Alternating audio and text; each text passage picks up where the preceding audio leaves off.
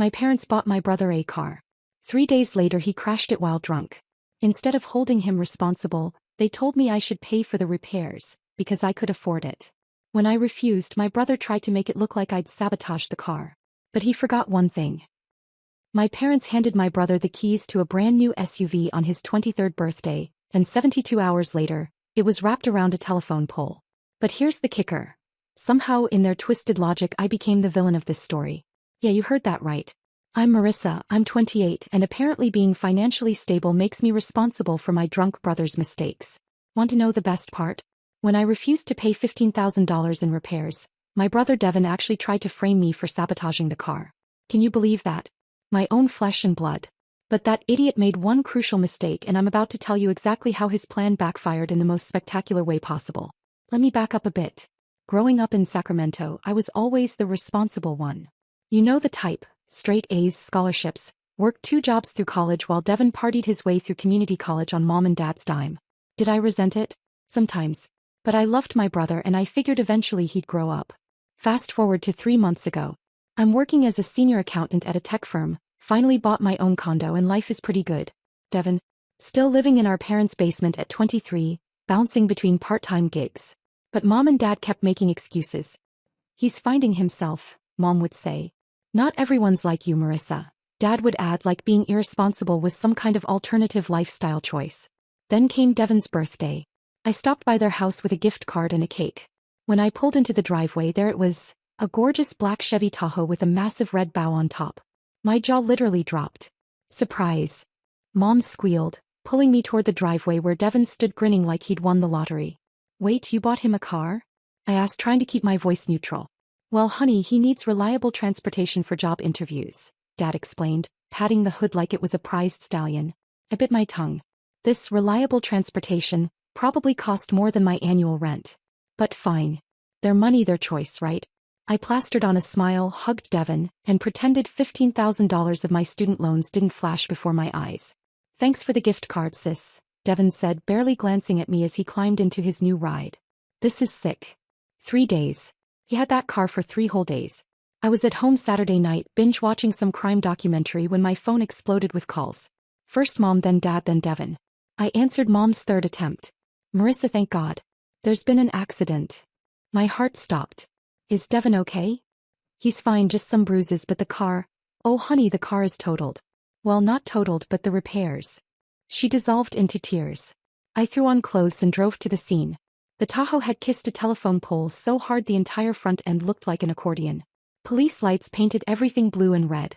Devin sat on the curb, head in his hands, very clearly drunk. Blood alcohol was 0.12, the officer told my parents quietly. He's lucky no one else was hurt. Mom was crying. Dad looked like he'd aged 10 years. And Devin? He wouldn't even look at me. The car got towed. Devin got arrested but released to my parents. And the next morning, Sunday brunch turned into an ambush I never saw coming. We need to talk about the car repairs, Dad said as Mom set down pancakes nobody was eating. Okay, I said carefully. What's Devin's plan for paying them back? Dad and Mom exchanged a look. You know that look? The one parents give each other when they're about to say something completely insane. Well, sweetie, Mom started, using her gentle voice like I was 5. Devin obviously can't afford $15,000 in repairs. He doesn't have that kind of money. Right, I said slowly. So he'll need to get a payment plan with the body shop or... We were thinking you could help out, Dad interrupted. I blinked. Help out how? Pay for the repairs, Mom said like it was obvious. You have a good job, Marissa. You can afford it. The pancake I'd just bitten turned to sawdust in my mouth. Do you think I heard them correctly? Because I genuinely thought I was hallucinating. You want me to pay for the car that Devin crashed while drunk driving? Each word came out sharper than the last. Don't take that tone, Dad warned. He's your brother. Family helps family. He crashed a car you bought him 3 days ago while breaking the law. My voice was rising now. Why would I pay for that? Devin finally spoke up, still not meeting my eyes. I said I was sorry. Sorry doesn't fix a $15,000 repair bill, Devin. See, you just said it yourself. You know exactly what it costs. Mom jumped in. That means you've been thinking about it. You have the money, Marissa. I stood up so fast my chair screeched. Having money doesn't make it my responsibility. This is insane. We're not asking you to pay all of it, Dad said like that made it better. Just most of it. We'll cover 2,000. How generous, I said, grabbing my purse. My answer is no. Hard no. Never in a million years no. I left before they could say another word. My hands shook the entire drive home. Was I being unreasonable here? Did having a decent salary really make me responsible for my brother's drunk driving repair bills? For 2 weeks they called constantly. Voicemails ranged from guilt-tripping, family sticks together, Marissa, to passive-aggressive, I guess we know where your priorities are, to outright manipulation, your grandmother would be so disappointed. I blocked them all. Then Devin showed up at my office. We need to talk, he said, looking nervous as my coworker Shauna raised her eyebrows at me. I took him to the coffee shop downstairs. Make it quick. Look, I know you're mad. Mad doesn't begin to cover it, Devin. Just hear me out. He leaned forward. What if there was a way you didn't have to pay but insurance covered it? Every alarm bell in my head started ringing. Devin, insurance won't cover a drunk driving accident. They would if it wasn't drunk driving. He had this weird gleam in his eye. What if something was wrong with the car? Like mechanically wrong? Something someone did to it. I stared at him. What are you saying? I'm saying you were at the house the day before the accident. You had access to the car. If maybe something got tampered with, then it's not my fault and insurance pays. The coffee in my stomach turned to acid. You want me to take the blame? Say I sabotaged your car. Not take the blame exactly. Just let them think, and then we'd be even. You wouldn't have to pay, insurance covers it, everyone's happy. I stood up. Get away from me. Marissa, come on. You're trying to frame me for insurance fraud. Your own sister. People were staring now. Devin grabbed my arm. Please, they're going to make me sell my gaming setup, my PC, everything. I yanked free. Good. Maybe you'll learn something. I reported the conversation to my parents immediately, thinking surely this would wake them up to what Devin had become. Surely attempting insurance fraud and framing his own sister would be the line. I was so naive. He's desperate, Marissa, Mom said. You backed him into a corner. Can you believe that? I backed him into a corner? But whatever. I was done. Done with all of them. I changed my number, blocked them on social media, and moved on with my life. Or so I thought. 2 months passed. Quiet, peaceful months. I threw myself into work, got promoted to senior analyst, even started dating this guy Trevor from the gym. Life was good. Then one Tuesday afternoon I got a call from an unknown number. Against my better judgment I answered. Ms. Chin? This is Detective Bradley with Sacramento PD. We need to ask you some questions about a vehicle that was damaged in an accident 2 months ago. My blood ran cold. What? Your brother Devin Chin filed a police report claiming you sabotaged his vehicle. We found evidence of tampered brake lines. We need you to come down to the station. What Devin forgot, what his idiot brain completely overlooked in his desperate plan to frame me, was that I hadn't been to my parents' house the day before his accident. I'd been 300 miles away in San Francisco at a company conference. With about 60 witnesses, a hotel key card record, and time-stamped photos all over my social media. Want to know what happened when I walked into that police station with my lawyer and an airtight alibi? Oh, you're going to love this. So there I sat in the interrogation room with my lawyer Janet, who was calmly pulling up time-stamped photos from my phone. Hotel check-in Friday at 2 p.m. Dinner with colleagues at 7 p.m. Saturday morning seminar with my signature on the sign-in sheet. The accident happened Saturday night at 11:47 p.m., and I had security footage of me at the hotel bar until midnight. Your brother claimed you came home Friday morning, Detective Bradley said, looking increasingly annoyed. My brother is a liar, I said flatly. Janet laid out my entire timeline. The detective's expression shifted from suspicious to frustrated to downright angry. But not at me. Miss Chin, I apologize for wasting your time, he finally said. We'll be having a very different conversation with your brother. Wait, I said as he stood. Someone actually did tamper with the brakes? Detective Bradley hesitated. The mechanic found clear evidence of tampering. Fresh tool marks, deliberately loosened lines.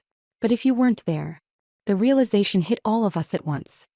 He did it himself, Janet said slowly. My mouth fell open. He cut his own brake lines? He could have died. The actual crash was from drunk driving, 50 in a 35 zone, the detective explained. The brake issue wouldn't have caused that specific accident. He probably tampered with them after when the car was at the impound lot. My brother had literally committed a crime to frame me for a crime to cover up his original crime. What happens now? I asked. Now we arrest Devin Chin for filing a false police report, insurance fraud, and evidence tampering. I walked out feeling vindicated but hollow. My own brother had tried to send me to jail. What goes through someone's head to do something like that? That evening, Mom called from Dad's number. I finally answered after the 5th attempt. How could you? She screamed. The police arrested Devin. Your own brother. He filed a false police report against me. He cut his own brake lines and tried to frame me. That's ridiculous. The police have evidence, Mom. Well, you drove him to it. Dad's voice now. If you just helped him. He tried to put me in prison. I shouted. And you're mad at me? I hung up, hands shaking. We were done. Completely done. But the next morning, everything changed. My doorbell rang at 8 a.m. like someone was trying to break through it. I looked through the peephole and froze. My grandmother, Dad's mom who'd raised me half my childhood, stood there with 2 massive suitcases. I threw open the door. Grandma Joyce.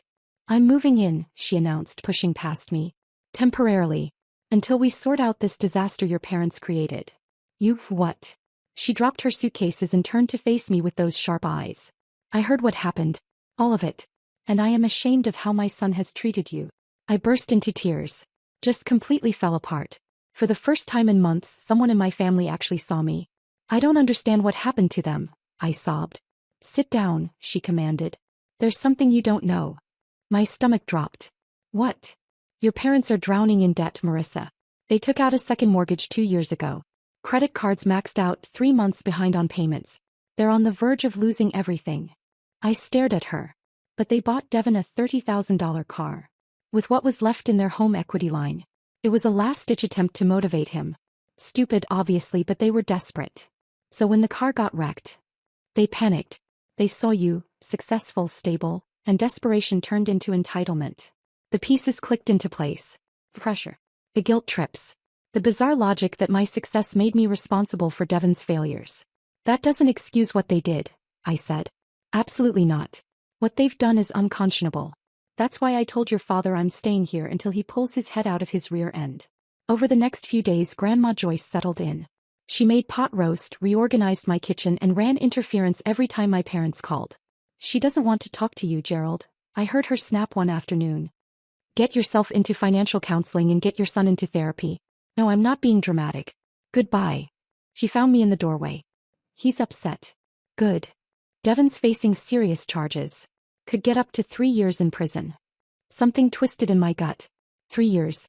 My baby brother who used to share his Halloween candy? I can see those wheels turning, Grandma Joyce said. Part of me thinks he deserves it. But part of me. I trailed off. Still loves him. That's normal. But love doesn't mean enabling bad behavior. What if there was a way to help him without letting him off the hook? Real help that actually changes something. That night at 2 a.m. my phone rang. Unknown number. Marissa. Devin's voice broken. Please don't hang up. I should have. But I didn't. I'm listening. I'm so sorry. He was crying. I tried to send you to jail. What's wrong with me? I'm so scared. My lawyer says I could go to prison and it's my fault, all of it. You can't fix this, Devin. Some things you break stay broken. I know. I just needed you to know I'm sorry. He hung up. I sat in the dark, feeling something shift.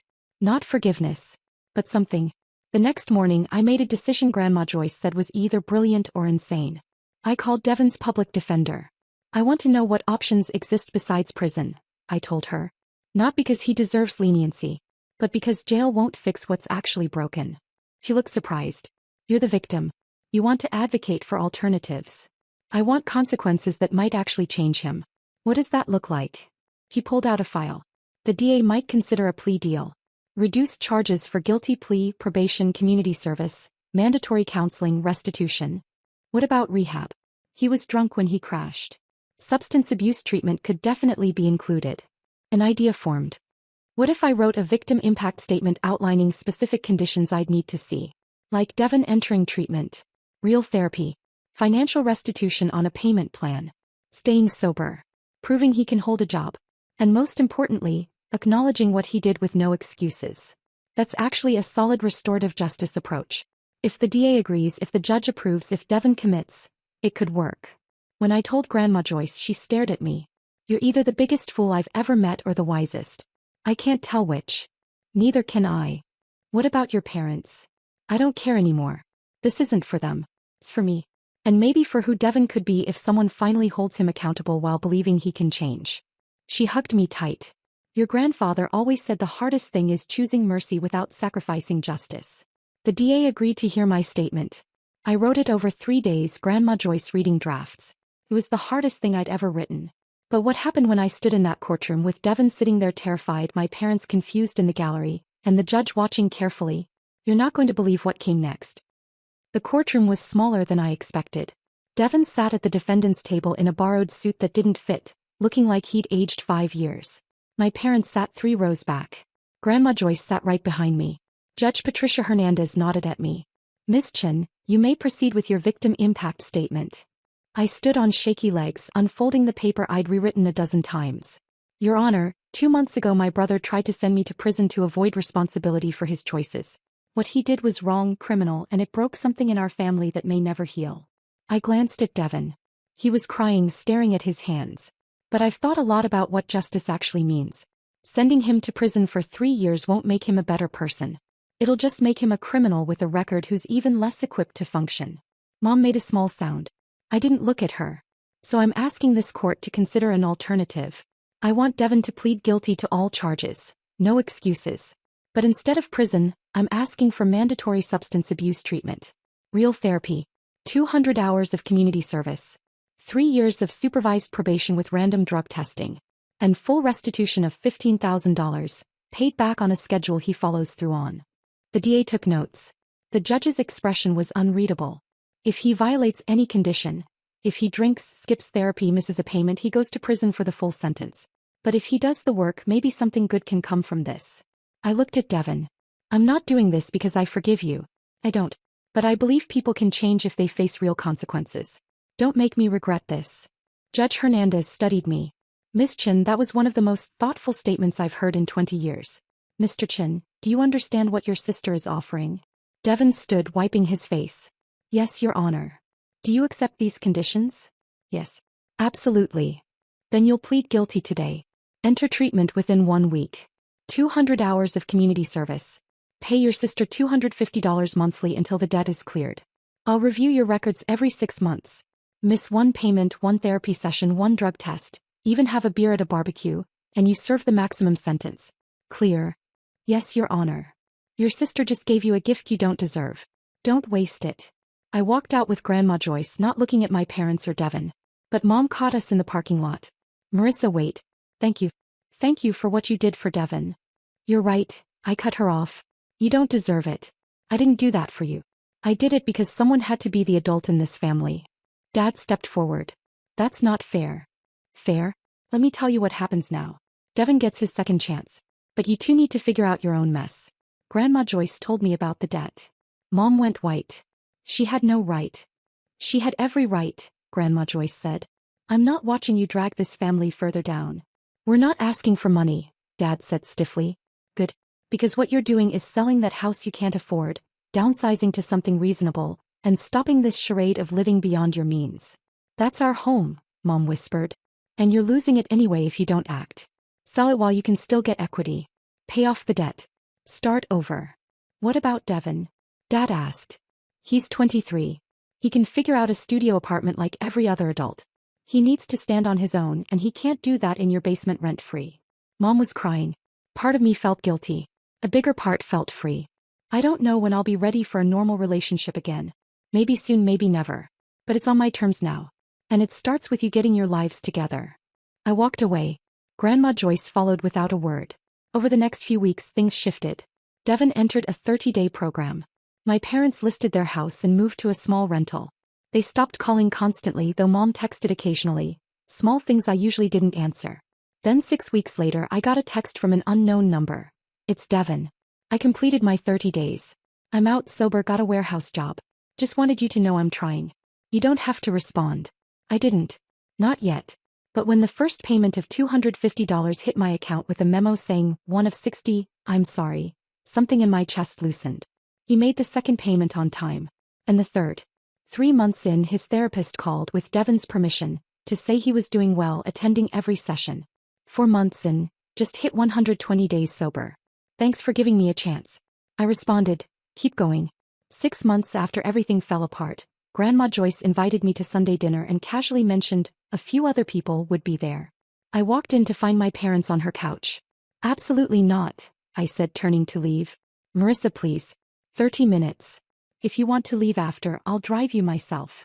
We sat down to the most uncomfortable pot roast of my life. Dad cleared his throat. We've been in therapy. Financial counseling too. We sold the house, paid off most of the debt. We're living within our means. It's hard, but it's a relief. Good for you, I said flatly. We know sorry doesn't cut it, Mom said quietly. We just want you to know we're trying. We realized we'd turned into people who'd throw their daughter under the bus to protect their son from his mistakes.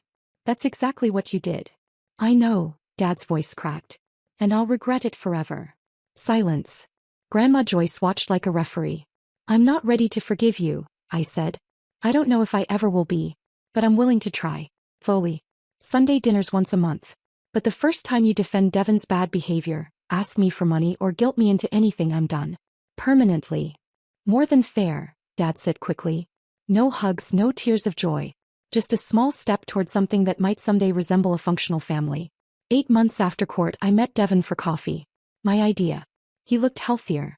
Clearer eyes, no entitled smirk. You look good, I said. I feel good. Got promoted to shift supervisor. That's great.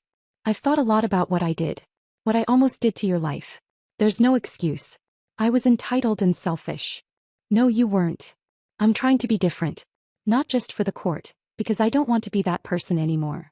I studied him. Time will tell. Keep making payments. Keep going to therapy. Keep being sober. Maybe we can actually be siblings again. Even if it takes 5 years. I'll wait. As we left, Devon stopped me. Thank you for believing I could be better even when I didn't. I nodded. Don't make me regret it. I won't. Now, a year later, things aren't perfect. But they're okay. Devon's been sober 14 months, paid back almost half. My parents are stable and actually happier. We have family dinners twice a month, and while there's tension, there's laughter too. I learned something. You can love your family and still set boundaries. You can offer grace without being a doormat. You can believe in someone's potential while protecting yourself from their current reality. Devon's text last week. Payment number 14 of 60. 1 year sober today. Couldn't have done it without you. I sent back, I'm proud of you. Keep going. And I meant it. So what do you think? Did I do the right thing? Should I have let him face full consequences, or was this structured second chance better? I still don't know for sure. But seeing my brother become someone I can respect again, seeing my parents face their issues instead of projecting them onto me, maybe that's justice too. If you enjoyed my story, I'd love if you could like this. And if you've been through something similar, or think I handled this wrong, share your thoughts in the comments. I read them all, and honestly, I still wonder sometimes if I made the right call. Thanks for listening to my family saga. Hope your family dinners are less dramatic than mine used to be.